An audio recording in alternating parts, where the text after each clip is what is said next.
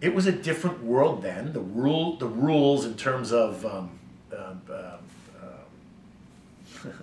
there was no political correctness. Political correctness, right? Right. Because it was such an amazing place. But the things that people would say and the jokes that people would make, but that's what made it what it was. That was the heart and soul that you could get all this business done, but yet you could, right? And so she ran with the best of them. Mm-hmm. And in 1984, she had the opportunity to become a member of the New York Stock Exchange. Now, let's just explain what that means. Mm-hmm. The membership. How many seats were there? I'm going to go there. Okay, yeah. The membership was there were 1,366 seats. Mm-hmm. That was the membership. Right. And so it's fixed. There's a fixed number of members, right? Mm-hmm. And then everyone else, all the other 4,000 people were all support people. They were clerks, they were specialist clerks, they were phone clerks, they were the New York Stock Exchange employees, they were pages, runners, all that stuff. So she had the opportunity. It was April 1984. Now I was a clerk out in the other room, right? And was with my business. She was at Goldman Sachs, but now she had this opportunity to become an independent member of the New York Stock Exchange. Not a member with Goldman Sachs. Would never have happened in 1984. Mm-hmm. Goldman Sachs would never have given a seat to a woman in 1984. They ultimately did, but it was years later. Right. But she had this opportunity to become a member in 1984 as an independent. This is like starting your own business, essentially? Starting your own business, exactly right. You're starting your own little candy store, All right. And so she really struggled with the idea of leaving, Mother Goldman and going out on her own. And part of it was, she was a woman. There were only 5 other women members. Now, the other 5 women members, it was somebody's daughter, it was somebody's niece, it was somebody's somehow related to brokers and stuff. Not that that's a bad thing. I'm just saying that they were right. And so, and they were women. Don't mistake this. Someone like Muriel Sieber was a member. She was a member because she owned the seat. She never worked the seat. There's a difference when you say, well, there were, if I died and my wife inherited the seat, she would be the member. Mm-hmm. But so she's a member because she owned it. She's not a member because she worked it. Right. There's a difference there, like right? owning the business or operating the business. That's correct. And right. so in 1984, there were 5 women members. And so Evelyn became the 6th woman member. And she became, she was a woman, but she was also a minority, right? And there was one other woman who was a minority. She was an African-American woman, and I think she came out the year before Evelyn. Mm-hmm. Came out meaning she got her seat the year before, I think it was a year before. But anyway, so Evelyn became a member. It was April 1984, and I'll never forget it. It was such an amazing day for her, but it was also an amazing day for me. We weren't married yet, but listen, we were boyfriend-girlfriend, so it worked, right? Right. I thought it was pretty cool that my girlfriend was a member of the New York Stock Exchange. It was truly unbelievable. Who was she with? What was she doing when you met her? She was at Goldman Sachs. She was at Goldman. She was at Goldman Sachs, and when I met her, I actually met her in the summer of '82, and then I left to go back to college. And so when I came back in the summer of '83, we kind of got back together. Sure. And have been together ever since, right? But so she became a member in 1984, and built a hell of a business. And she built a great business, and she did a lot of arbitrage stuff. Arbitrage was huge then. Takeover arbitrage. M&A arbitrage, right? And she could run with the best of them, and she did, and did very, very well for herself, by definition of the times. And then we got married I got my seat the following summer. I got my seat in August 1985. Mm-hmm. So I became a member for the guy that I was working with, another independent firm. So it was like our own little business, and then she had her own little business. And by this time, she had then taken her business and merged it with a friend of hers. So then she had a bigger business, right? Mm-hmm. And then we got married in October 1985. Okay. And we remained. Oh, I was married in October also. I didn't. Right. Well, we were married in October '85, and we both remained employed there. Right. She had her business. I had my business. Mm-hmm.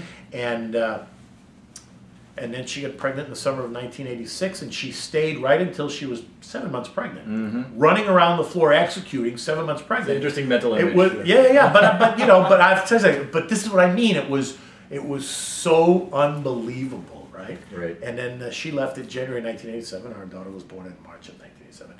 And but that's that kind of short, quick history. But you know, That's it's really, great, it's though, really yeah. that is really such a neat part of the story because it's part of the story that makes it real, right? Right. And so I guess what takes us to the first real event in my career. Or to sort of preface that, I'd like this to be maybe the potential to break this up into a couple of segments. So Yeah. if somebody wants to watch a 20-minute video, Yeah. and then 20, so then the next chapter would be... Well, the next chapter would really be 1987, the crash of 1987, Black which Monday. was Black Monday, what led up to it, Right. kind of the first real event. Now, don't forget, I was 4 years, quote unquote, really in the business because if you start from when I came full time, 1983, right? I'd been a member for 2 because I got my seat in 85. So now we come into. If you do take it, Yeah, can I get of that? course. Do you want to just turn that off? We'll edit. Yeah. Hi. Hello. That's my wife because we're supposed to go out to dinner, so I'm sure that's what she's asking me. If it's time, we can cut it. Yeah, that's good. Let me just see where she is because she's only just around the corner. Oh, great. So did she go back to work between kids? No, she didn't, but she's back to work now. Okay. But because the kids are, no, she was home for 25 years. Cool. Hi. So where are you? Okay, so I'm at 50. Where are you at 50 what? Oh, you're outside? Okay. Yeah, I'm at 51st and Park, so just sit there. Can you get, I just need like 10 more minutes. Yeah, okay, goodbye. Okay, so you gonna turn that back on here? I just left it running, so yeah, Okay. we can just edit. Yeah. So the first event was 1987. But here's what you have to, 1987 didn't just happen. Like nothing just happens. There's this build up to every event that we're going to talk about Right. over 30 years, right? But what happened in 1980, it started probably like late 85, 86, now into 87. There were a bunch of broad macro things that were happening around the world. But don't forget, the world wasn't nearly as connected then as it is today. Sure. But, which is another part of the story. There was no Twitter, there was no LinkedIn, there was no Facebook. Right. And so news did not travel around the world then the way it travels today. Today it travels in seconds. Instance, right. Instant. Then it would be a day. It would be a day and a half sometimes. Some event would happen in Asia, we wouldn't hear about it for 2 days. Right. The truth is you wouldn't hear about it for 2 days, right? It's amazing. It's amazing really when you think about it. And the world was not so interconnected in terms of, the markets did not necessarily trade in sync the way they trade. Today there's much more in sync because the world is so correlation because the world is so connected. Then it wasn't so much. But as we approach, 1987, there was this. Oil was a big part of the macro picture. Sure, of course, oil was a big part of the macro. Oil's always a part of the macro picture, right? Yeah. Gold's part of the everything. In that sense, that's all part of the macro picture. But in terms of the crash, there were a couple of things that happened kind of in the industry that facilitated. There was this thing called portfolio insurance. And portfolio insurance was this product that was designed by these physicists, not by business guys, not by finance guys, they were really engineers. Financial engineers. These were the smart guys, Right. right? That created this product. Right. And it was called portfolio insurance. Well, just by its name, you can understand probably they're trying to protect your portfolio through this insurance product. Okay? And it was tied to, this insurance product. It was interesting because they went out and they sold this product to everybody. So everybody had portfolio insurance. So obviously, when it becomes necessary, the guy who's insuring everybody's going to be bankrupt unless he has a billion dollars, right? What really, in that sense, it wasn't insurance that pays off like insurance today. Like you have this loss and somebody pays you money. Portfolio insurance was this risk management tool that said to you, A, B, okay, we're going to take a look at what your portfolio is. We're going to look at all the stocks in your portfolio, and we're going to build up this risk management profile of you, and then we're going to tell you how to protect that portfolio. Right. You have to tweak it. You got to sell. You got to buy depending on what the market's done. And it used to draw in this data from all these different data sources. Well, and everybody had the portfolio insurance.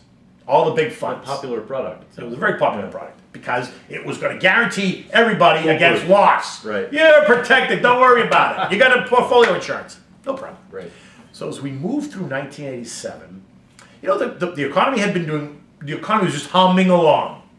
And then as we came into the summer of 1987, we started to stumble. Asia started to stumble. Europe started to stumble, right? And so, honestly, kind of very much like what we've just lived through, right? Not nearly to the extent because the numbers weren't as big, right? Mm-hmm. But the economies kind of started to run into problems, stumble. And, you know, it started to get a little bit more volatile, the market, right? We started to have these dramatic moves up or down, you know, 50 points, 70 points. I mean, it was dramatic at this time. Now, the Dow was now trading at 2,200. Remember when I started in 1983, it was 900. Mm-hmm. Now we're at 2,200. Volume now started to, you know, we used to consistently do 100, 135 million shares a day, 140 million shares a day. So there was more going on. And part of that was because there's a reason for that. Mm-hmm. Because as we moved through the 80s, things like IRAs came into vogue, and people could actually be in charge of their future, right? They were encouraged to plan for their retirement and save money. It wasn't all about Social Security or your company's pension plan. Mm-hmm. You were now being given the tools. The government, you know, created these products called IRAs and allowed you to contribute to them and deduct money and, you know, encourage you to save, which is actually the right thing to do. Right. But now Joe Q. Public now had more access to managing his life. Mm-hmm. So then mutual funds just became wildly popular, but people became much more knowledgeable about investing, or at least they thought they did, right? Sure. But anyway, so the economy had chugged along through the 80s, and the market went from 900. We were now trading at 2,200 in the summer as we approach the summer of 1987. But the volatility is increasing. Volatility's increasing, and the economies around the world are starting to stumble. Mm-hmm. Okay? Not bad, but they're just, you know, miss here or miss there. But the market was getting a little bit more volatile. Mm-hmm.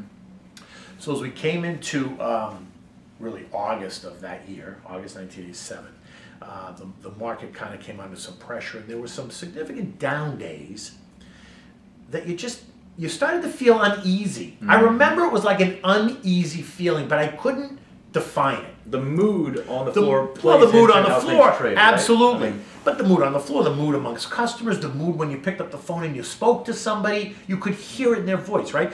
I didn't know what it was yet, because it was a new feeling for me, right? I couldn't really define it. But nor even could some of the senior guys define it, because again, the world was changing, right? Mm-hmm. We'd never traded at 2,200 before. We weren't trading. This was all new volume. Everything was kind of new, right? Mm-hmm. But I remember in the summer, the market started to get under pressure. It was a little bit more volatile. Okay, then September came and it kind of calmed down a little bit. But there was still this heaviness you could feel. Then we moved into October. And October tends to be a tough month anyway, because we're approaching the end of the year. Lots of mutual funds close their books at the end of October. And so there's a lot of, you know, portfolio adjustments and kind of movement of money and all that stuff. Well, on top of that, there was still kind of some difficulty in the economy, right? And in our economy as well as. And as we moved into October, it was becoming more pronounced, right? The volatility was more pronounced, and we have sharper up days and sharper down days. On the same volume? Similar? Yeah, on the same type of volume. Yeah. And then it became Friday, October 16th. And I'll never forget it, because the market was under real pressure that day. And we closed down, I think it was 90 points or 100 points, something like that. But we closed on the low. Mm-hmm. The 4 o'clock bell rang, and we were on the low of the day. Still going down. Yeah. Going down. Yeah. But the